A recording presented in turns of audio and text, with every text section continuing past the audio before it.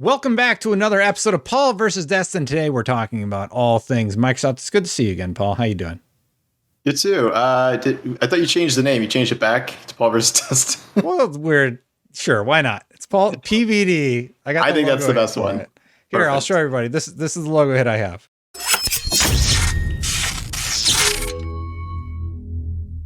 I don't want to make a new one, so we're sticking with that name. That's fine. Okay. First topic. I figured we would talk about what was the best thing shown during the event. Oh man, this is tough. Gotta pick one.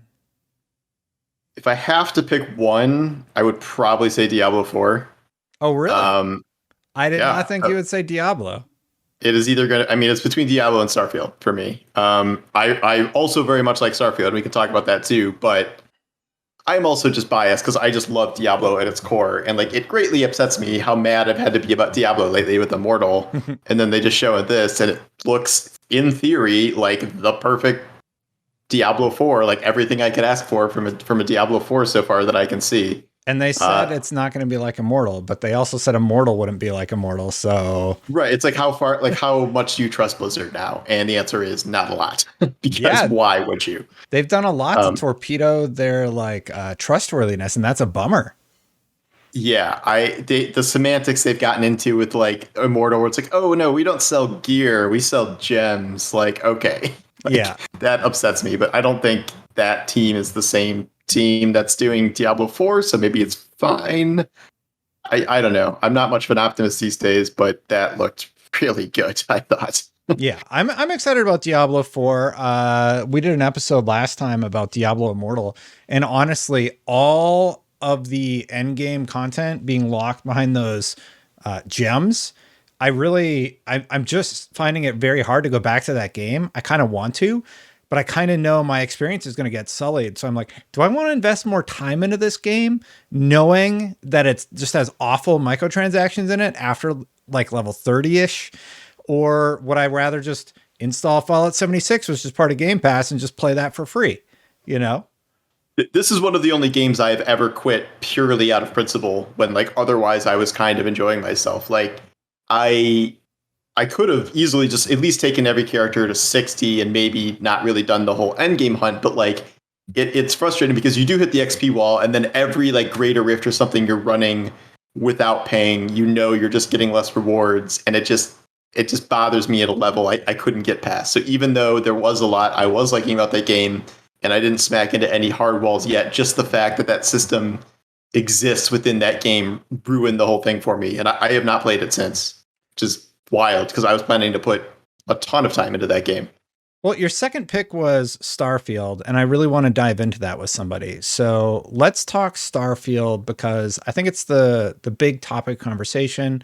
We got a few more details today. You know, Ryan interviewed Todd Howard and was able to get a little bit more out of him about what to expect for the game.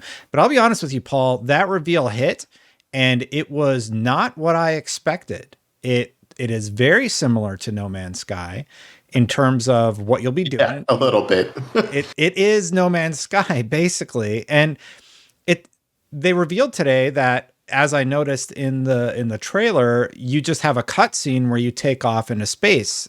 So you don't actually take off from the planets and go into space. And that was actually one of the coolest moments. I remember playing No Man's Sky for the first time, even in its intro state. It was really surreal to be able to do that. And I enjoyed that continuity as a player. So anyway, going back to the gameplay, I really just want to say there's a lot of performance issues in the gameplay that they showed us. And there's even one point where there is a hard cut where it looks like something happened because the frame rate was slowing down. I was counting frames and I'm like, yep, so my eyes aren't crazy. It's a 30 FPS thing and I'm seeing like 25 frames in this segment on a good day. And then there's a hard cut. So I'm really glad that they delayed it. If these are the type of performance issues, and these don't seem like typical Bethesda performance issues. There's like funny bugs where your character would go flying a million miles into the air. That's sort of fun. But when you're talking about going from 30 FPS to 20 or lower and having significant negative experiences just on a gaming front and seeing hard cuts in a a trailer that likely went through 12, 13 revisions. They don't just like do this once.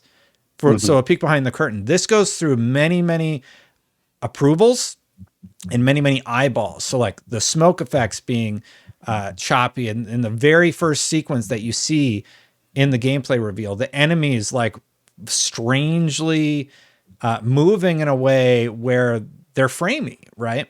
All of that did a lot to detract from my first viewing experience of the gameplay trailer. I will say I've been more positive now that I've been able to see it in 4K, not being streamed, but still it was a downer for what should have been my favorite reveal of the conference. I've been talking a lot, Paul. What was your reaction to seeing it all? I'm going to say I noticed none of that. I'm just not a really like tactical minded person. Like this is what you do. Like you compare performance and like you have a real eye for that. Whereas me, if I went back now knowing all the things you just said and like really looked for that stuff, I could probably see it. It's just that's not really what I was thinking when I first saw it. I was like, wow, well, this certainly looks better than every Bethesda game from the past, 5 to 7 years. Like they really did do a lot of upgrades with the environment and stuff. If we're doing visual stuff that did kind of stand out to me, I got into a whole thing on Twitter about this weekend or this week about the character modeling was like not quite there for me. Like Bethesda has always had very, very bad character modeling compared to their competition. It was really inconsistent, right? Sometimes you would see a character model that just looks terrible, and then the second half of the trailer, you have really polished looking character models, and that was also strange to see. It was very variable, and then they made this point to tweet out something like, "Oh, like where all conversations are in first person, and you don't have a voice," and like they were posting that as like that's the answer to. I guess people didn't like having a voice in third person conversations in Fallout 4, so they're going back to the way it always is. But it's like it's like a podcasting setup for conversations, like me talking to you right now, where it's like this situation that doesn't happen in real life. And like I made the comparison to Horizon Zero Dawn, because it like those were kind of flowing conversations where the NPCs were like acting and moving around, and like I think Cyberpunk did a good job of that too, and that was first person. And it it's a little more scripted, and I get the situation may call for that, but that was one aspect where it didn't seem like maybe enough of a leap forward for me. It's sort of like, hi, yeah. Paul. Pick a dialogue option. Basically, for every conversation. But like that was kind of my main negative, and everything else looked good. I thought I was very impressed with what I saw generally. I don't know if this is going to be the best feeling shooter on the market because it's Bethesda, so probably obviously not. So that could use some work, but the No Man's Sky persons are certainly there. It's just that it's like, what if No Man's Sky had like 50 times its initial budget?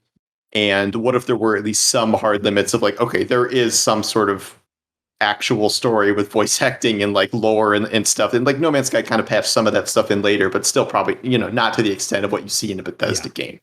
And I find the exploration aspect very exciting. I know the 100 or systems, 1,000 planets thing has been very controversial, but that is an aspect I'm actually quite excited about if it is handled correctly. And that is even me being sick of giant games in general, but this feels different to me. On that specific note, they actually clarified today that you're going to know when a planet has narrative or interesting things to go to versus a planet that just is for mining stuff. So they clarified that today. I don't like that. I wish that wasn't true because part of what I was saying with why I like the 1,000 planets thing is that would have really, if they did on some mining planet in the middle of freaking nowhere, stick some crazy alien ruin or something hidden somewhere, someone in the community would find it, and that would be like a big moment of discovery, and then that would get passed around the community and stuff.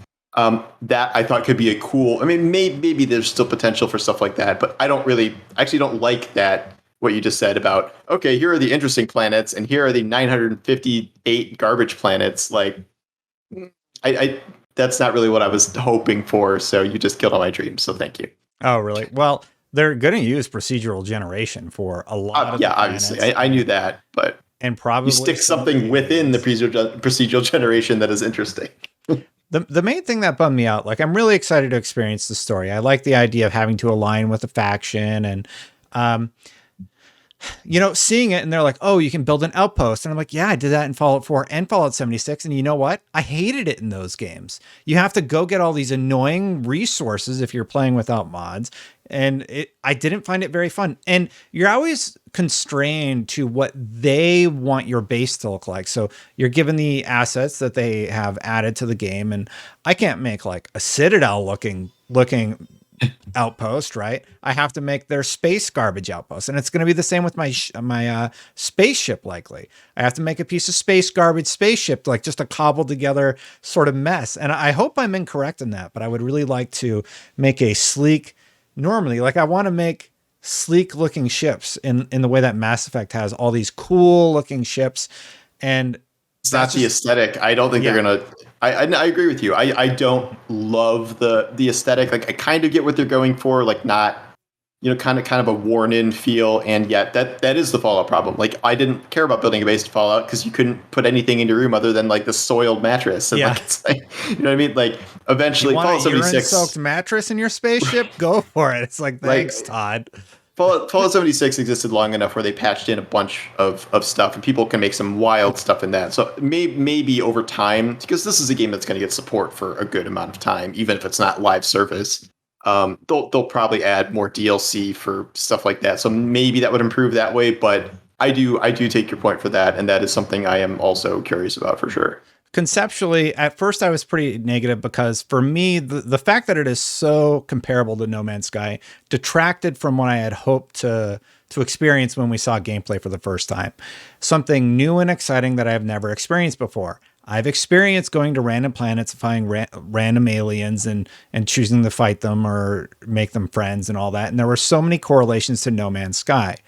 But what I realized later was this is more of a new genre just for gaming, right? And we're going to get to see Bethesda's take at a No Man's Sky, sort of like what you were saying. So it's going to be more polished. It's going to have more stories that we're going to be able to experience. And I'm more optimistic about it than I was after watching the initial reveal. I think the thing that detracted from my excitement was just how comparable it was to No Man's Sky. Realizing that, okay, well, it's another No Man's Sky. And then the performance issues were also not great. So that was concerning. So overall, was Starfield, besides Diablo, one of your favorites? I think those are my only two favorites. We can go to the rest of the show now, but nothing really jumped out at me as much as those two. Even I personally did not love what I saw from Redfall. That was like the other kind of major game there. So I want to talk to you about alone Redfall. In that, but let me just intro this segment really quick. So let's talk about Redfall, Paul. You didn't like Redfall very much. Okay, so I do like arcane games generally. I really like Prey. I mostly like Dishonored, and then the new one they did with Sony, that was okay. That was a little overrated, but Deathloop. Deathloop. Mm-hmm. What appeals to me is like this sounds like it is a take on kind of the Borderlands genre with class-based stuff with powers and like a world to explore and loot and stuff. So like at its core, that is my type of game. It's just I'm not like a big vampire person in general, and then seeing the gunplay in there and the like kind of the art style there of the hyper exaggerated vampires characters and stuff, like it didn't really capture me in the same way the initial cinematic did, where I saw the initial cinematic and then I heard it was like Borderlands. I'm like, okay, that could actually be really cool. Seeing it in action was, I guess, a little bit more of a letdown for me. It's something I'm definitely going to try, and I want to get my hands on it because that opinion could change. But I just didn't walk away from that presentation being like, oh, hell yeah, like Redfall, I can't wait. I don't know. We'll see. It is so funny that is your reaction, because my reaction was the polar opposite of yours for this one. Also, I actually was more intrigued about Redfall than I ever had been. Well, like the initial launch trailer, I thought it was too like tongue in cheek. They're going too much for humor, and I didn't really get a good indication of what the gameplay was going to be like. So now we know that there's going to be loot. We know that there's going to be. I think the shooting mechanics look great in the game. Probably better than any of the other games that Arcane has done, in my opinion. Like I like that style that they're going for with this game. I like the environmental storytelling where they have like a trail of blood that leads to a room that you can investigate, and then they probably trick you and throw a vampire in your face. I like the powers, and I like the sound design of those powers because they make you feel like you got this cool magic ability and you can actually take on these vampires. I like a lot of the things that they showed us in this Redfall reveal. I did wish that they would have showed us more about the loot system and the leveling today in the secondary show, but we didn't really get to learn more. I got a bit of a Destiny vibe from it, and so I'm really surprised that it just didn't resonate with you whatsoever. I guess I think you're right. I think I need to see more about kind of the nitty gritty of how gameplay works, how looting works, like like is this supposed to be a live game? Like it doesn't seem like it. If it's like Borderlands, that would just be like, okay, they add some DLCs to it later. I did like the powers. I thought the powers were pretty cool, and that's one aspect that stands out to me that I like a lot. It's just, I don't know. This feels like something I'm definitely going to need to have to play, because like it's just Borderlands is just so like eye popping and like in your face and like chaos, and like this was, I find it hard to kind of assign a certain vibe to it yet, and it was a lot different than the initial reveal trailer. Like the vibe did kind of switch, and like maybe that's a good thing. And like I don't need everything to be goofy Borderlands style. Like Lord knows Borderlands is too goofy for its own good these days. Yeah. But I hope it's great. It's just that this specific, I guess, gameplay showcase wasn't really like doing it for me. But we'll see. There's one other game that my pick of the show was Forza Motorsport 8. Forza Motorsport 8 and the technology behind it absolutely blew me away. The fact that they're going to have ray tracing during races, the fact that all that footage was taken basically live during a race with a free-flowing camera, all of that was very, very impressive to me. Now, I've played a lot of Gran Turismo 7, and Gran Turismo 7 sort of was really ambiguous about whether or not ray tracing was going to be in-game or not, and that caused a lot of confusion from the PlayStation community. Like, people were bragging about how there's going to be ray tracing in game while you play. And then, Forza Horizon 5 came out, sort of the same thing. It was getting heckled because it doesn't have ray tracing in game. So now Forza Motorsport 8 is here, and they're introducing multiple tire treads, a fuel management system, something that Gran Turismo has had for a long time. The environments look absolutely gorgeous. I'd say almost as gorgeous as they do in Forza Horizon 5, so they're pushing their technology forward. The fact that there's ray tracing during races, something that is actually a little concerning for me, because honestly, I would want to turn that off, because when you're racing, anything that's going to impact performance, like if your machine or your box, if you're playing on Xbox or PC, can't handle that. I know they already have a robust set of options for how you customize that experience, but I was very, very impressed with this technology, what they've been able to do with the Forza engine, and I'm excited to play another racing game from this stellar team. Well, it's turn 10, but you know what I mean. What did you think about Forza? Any response at all? Not particularly. Okay, so I've seen so many of these shows over the years where the most impressive visual looking game of the show is always a racing game, and it is usually Forza or Gran Turismo. Mm-hmm. So I just feel like we've been here before. I do agree with what you're saying is the actual physicality of what they're doing with ray tracing is very impressive.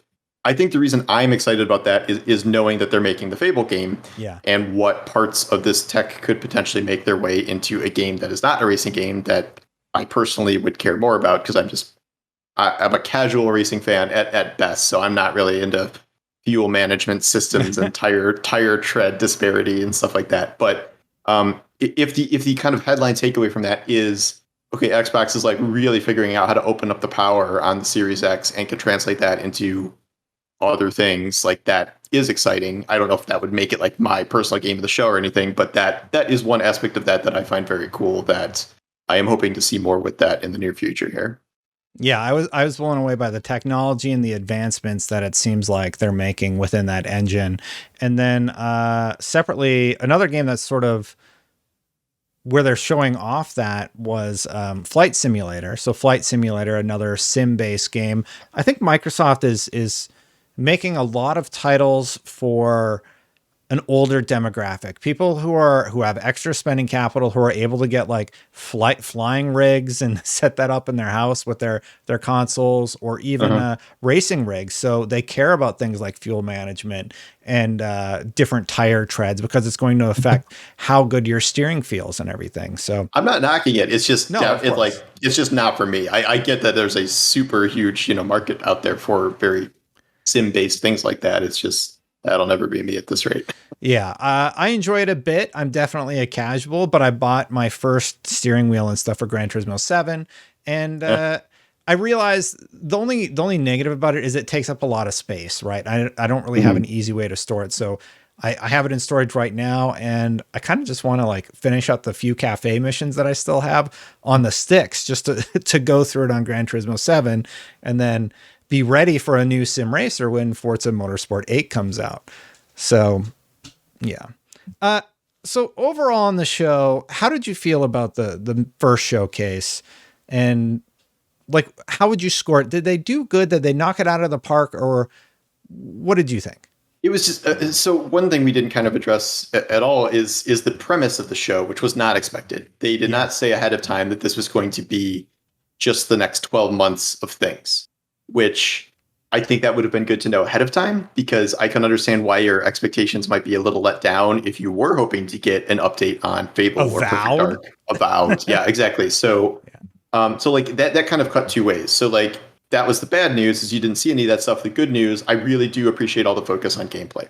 And like Mhm. even if I didn't love every gameplay they showed, like Redfall, the other times they did that, Starfield, Diablo, Forza, all these things, that I think was a good use of a showcase like this, because I am just so like, we watched the Summer Games Fest one a couple days before this, and it's like, here's the cinematic Marvel Midnight Suns trailer Yeah. that means literally nothing to me, because it is not remotely close to what the game is going to look like. So I'm Spider-Man. kind of just over cinematic trailers. But like it also cut the other way, where knowing that Diablo 4 is supposed to be out within a year, Yeah. that's news. I was not expecting that. I still don't really think that'll happen, but they're at least suggesting it could. So to that aspect of it was very good. It's just that like all my excitement was condensed into probably just those two games mainly, but I was so excited about both of them that it made the whole show good for me, I would say, overall. I feel like agreed. I agree with you in that it was sort of throwing you for a curveball right at the top. And at the top of the show, we're going to show you the games that are coming out over the next 12 months, and we're going to focus on gameplay. It's like, why didn't you tell us that a week ago? Yeah. Because like then I wouldn't have been talking about or excited about seeing stuff from Avowed or Perfect Dark or all these other games that I know are likely not coming out in the next year. Like they're immediately my expectations just changed completely for what I was about to experience when watching the show. So I do feel like it was very weird that they dropped that at the beginning of the show, as opposed to like having that in their marketing material. Well, it wasn't Right? even like that could have been a last minute switch. They had to No have planned way. the entire show around That this. So thing was like, shot probably a week ago. right, exactly. So I agree. I don't know why they would have done that. And then what I like Aaron Greenberg today was like, okay, setting expectations for the second showcase. We are not going to make any news. Yeah. Like it's just more interviews. They did make a couple news items, but they're like, okay, no secret trailers, no, like just manage expectations this time. Mm-hmm.